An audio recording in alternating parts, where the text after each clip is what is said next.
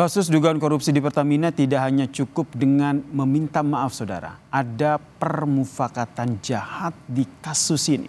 Lalu bagaimana menuntaskan korupsi impor bahan bakar minyak yang menyeret sejumlah pejabat di Pertamina? Kami membahasnya bersama dengan Gunardi Ridwan selaku peneliti Fitra dan juga anggota Komisi 12 DPR, Mulyadi yang telah bergabung bersama kami di Kompas Petang. Salam sehat semuanya. Saya ke Mas Gunardi selaku peneliti Fitra. Anda telah melihat ini ada penyampaian permintaan maaf dari Dirut Pertamina sendiri. Menurut Anda selain minta maaf, apa yang harus dilakukan oleh Pertamina? Ya, pertama dengan adanya kasus ini ya, ini bisa menjadi momentum perbaikan ya terkait sistem dan tata kelola migas di Indonesia ya.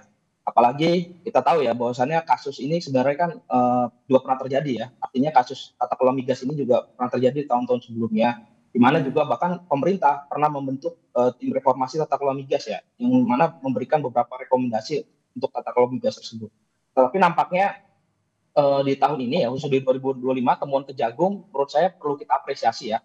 Ini merupakan langkah yang menurut kami luar biasa gitu ya. Di mana tadi ya Kejagung memaparkan ya bahwasanya ada dugaan korupsi ya dalam hal ini soal bagaimana Pertamina, khususnya anak perusahaan Pertamina gitu ya, melakukan sebuah markup atau potensi melakukan penyalahgunaan gitu ya, sehingga tadi ya menimbulkan kerugian negara. Apalagi saya pikir ya rentang tahunnya juga cukup lama ya, dari 2018 sampai 2023, di mana juga di situ ada era pandemik ya, di mana masyarakat pada saat itu sedang mengalami kesulitan secara ekonomi, tapi ada sekelompok orang gitu yang mendapatkan keuntungan. Dan saya pikir pemerintah perlu melakukan tindakan gitu, tindak tegas pelaku yang kemudian diduga ya melakukan indikasi korupsi, dan juga saya pikir ini tidak bisa main-main ya.